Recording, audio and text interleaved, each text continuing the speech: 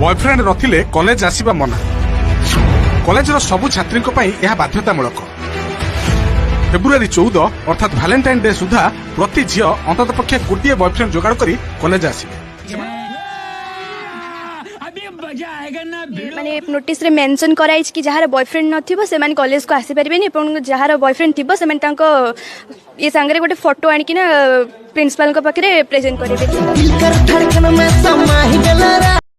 Bro सब बापा माँ चाहते कि मो पिला भल पाठ पढ़ू आ भल कॉलेज रे जाऊ आउ भल कॉलेज रे जाई भल पाठ पढ़ी ना रखू हेले माने भल कॉलेज रे जाई नॉलेज बढ़ाउछंती आउ ता सहित बिना बॉयफ्रेंड रे कॉलेज अलाउ नहीं कहउछंती। एटा कॉलेज ना गाय ग्वालबे छी छी छी। हे प्रभु ए कॉलेज भी ना। तू समझा? हाँ। नहीं तू समझा नहीं।